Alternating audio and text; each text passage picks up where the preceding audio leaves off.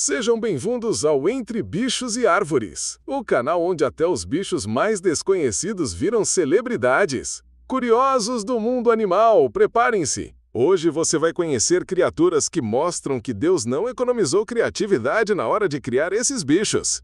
Imagina um mamífero que põe ovos como se fosse a presa mais normal do mundo, um roedor que parece personagem de animação e um peixe que parece ter sido pintado por um artista psicodélico depois de 3 cafés e um surto criativo.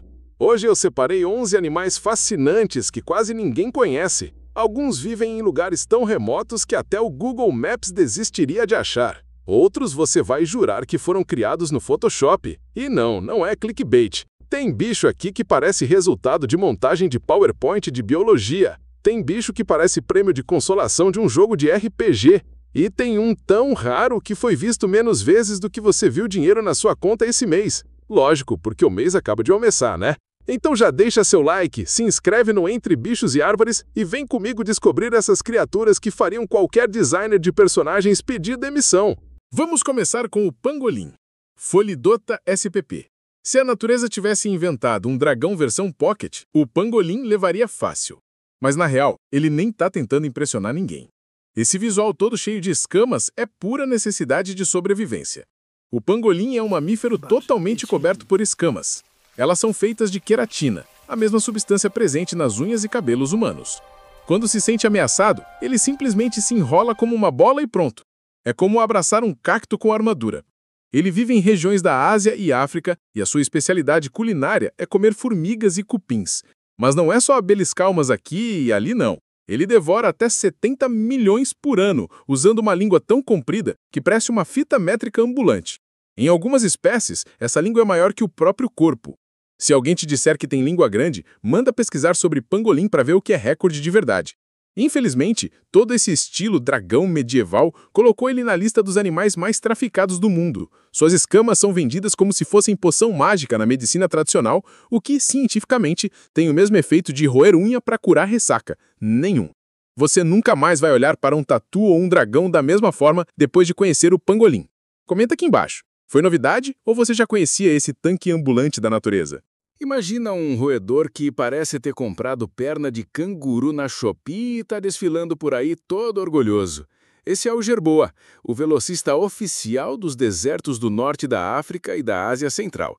Ele é pequeno, mas não se engane. Tem pernas traseiras até 4 vezes maiores que as dianteiras, feitas para saltar até 3 metros de distância em um único pulo. Se o tamanho do pulo definisse salário, ele seria milionário. Esses saltos ajudam muito, já que no deserto tudo quer te transformar em jantar.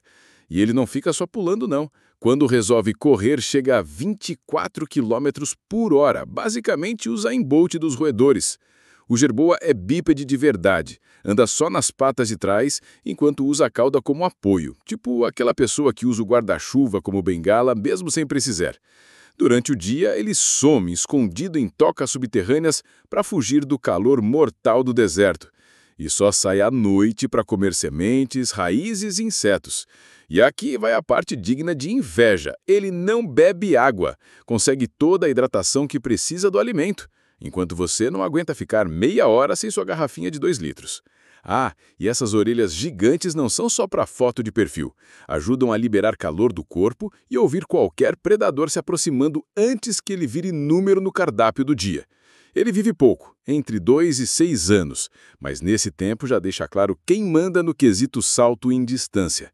Pense num roedor que fez a evolução copiar canguru e ainda se garantiu na corrida. Agora, vamos para um bicho que parece ter sido pintado por um artista que só tinha tinta azul no estúdio. O peixe papagaio azul. Esse peixe vive nos recifes do Caribe e do Atlântico Oeste e chama a atenção pelo corpo completamente azul. Sem degradê, sem mescla, sem nada. É azul, pronto. E não é só a cor que impressiona. Ele tem dentes fundidos que formam um bico igual ao de um papagaio. Perfeito para raspar algas e pedaços de coral.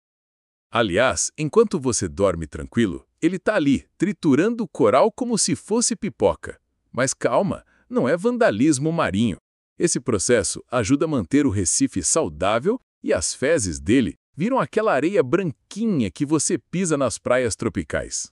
Pois é, você já deve ter se bronzeado em cocô de peixe papagaio azul e nem sabia. Eles podem chegar a 1,2 metro de comprimento, mas apesar do tamanho e do bico ameaçador, são totalmente inofensivos para a gente. O máximo que podem fazer é acabar com seu estoque de corais. É basicamente o pedreiro dos mares tropicais, transformando pedra em paraíso turístico. Agora me diz, o que dá se você juntar um pato, um castor e ainda ter uma arma química natural? O ornitorrinco. Esse mamífero australiano é praticamente um bug da evolução que deu certo.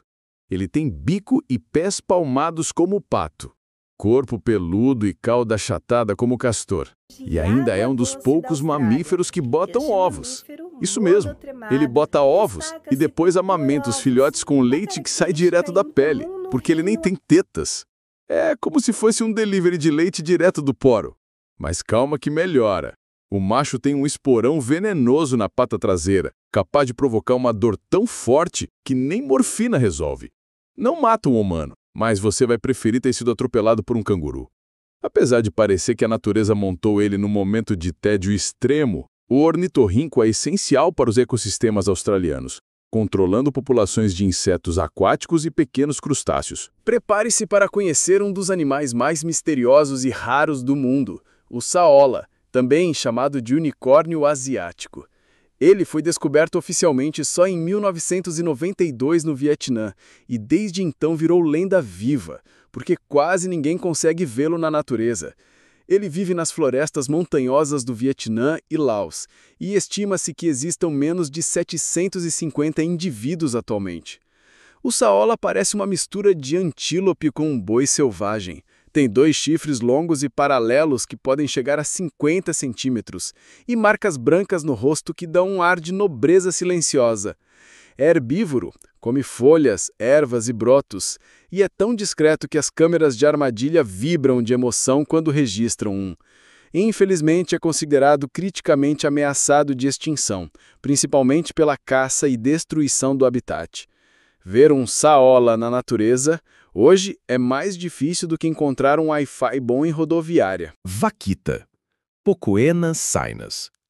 A vaquita é uma pequena baleia porquinha que vive só no Golfo da Califórnia, ou seja, é como se o mundo tivesse um clube exclusivo de um único membro.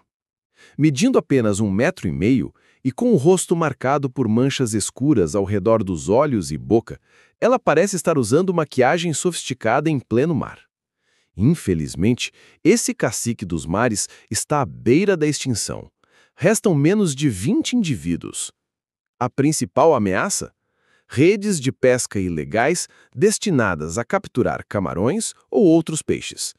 A vaquita acaba presa nelas sem querer e é quase impossível escapar. Isso é como um incêndio florestal recém-chegado num aperitivo que vai consumir tudo. Ela come pequenos peixes e lulas, mas não consegue competir com as redes. Pesquisadores instalaram drones e câmeras subaquáticas para a monitorar, mas a recuperação da espécie teve poucos resultados até agora. A vaquita é a pessoa mais sozinha do planeta e sem sala para conversar. Chegou a hora de um bicho que parece estar num misto de ouriço, musaranho e metralhadora de espinhos. O tenrec é uma criatura endêmica de Madagascar, ou seja, você só encontra ele lá, como se fosse uma atração turística única. Tem vários tipos, mas os mais conhecidos são os espinhudos, que têm espinhos que se erguem quando estão assustados, e os de rabo comprido, que lembram mais um rato cabeludo. Alguns até emitem sons estranhos, rangidos e rosnados, para assustar predadores. Eles se alimentam de insetos, vermes e larvas, usando um focinho fino para farejar as presas escondidas dentro da casca de árvore e na folhagem. E sim, são capazes de hibernar, algo raro para mamíferos de clima tropical, tão raros quanto encontrar moeda no fundo da bolsa hoje em dia.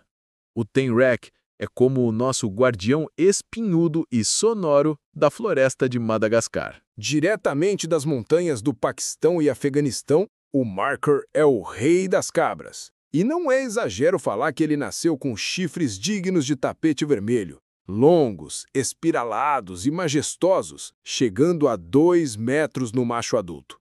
Esse animal vive em penhascos íngremes, onde a maior parte das cabras, com medo de altura, nem pensaria em escalar.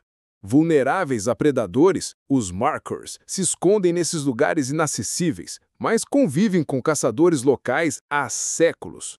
A boa notícia é que, graças a programas de conservação comunitária, a população está aumentando e deixando o título de quase extinto para trás. É herbívoro, vive em grupos sociais pequenos e tem hábitos sazonais, migrando para áreas mais baixas no inverno e volta às alturas quando o calor chega. Esse cara é a Mulher Maravilha das cabras. Força, estilo e altivez em cada passo. Se existe um peixe que veio com upgrade de fábrica, é o olho de sapo, ou Anableps. Ele vive em manguezais e estuários do norte da América do Sul, inclusive no Brasil. O mais curioso, seus olhos são divididos horizontalmente em 2 partes. A metade de cima fica olhando o mundo fora d'água, enquanto a metade de baixo observa o que rola dentro dela. É como se ele tivesse sempre com um olho no peixe e outro no gato, literalmente. Essa visão dividida permite que ele fique na superfície caçando insetos, ao mesmo tempo em que vigia predadores submarinos. Pensa num sistema de segurança 24 horas embutido no próprio corpo. Além disso, ele é um peixe vivíparo,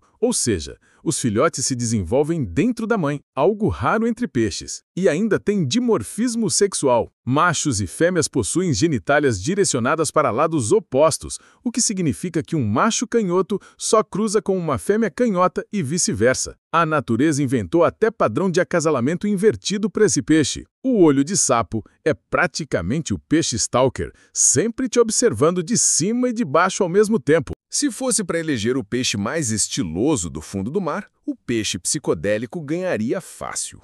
Descoberto em 2008 na Indonésia, ele é parente do peixe-sapo e vive em recifes de corais. Seu corpo tem listras laranja, brancas e rosas, que parecem pintadas à mão por um artista que exagerou na cafeína. Ele não nada como outros peixes. Anda pelo fundo do mar usando as nadadeiras como pernas, dando passos desajeitados que parecem alguém tropeçando no escuro de madrugada. Além disso, ele tem a pele coberta por uma substância pegajosa que protege seus padrões de cores vibrantes e ajuda na camuflagem.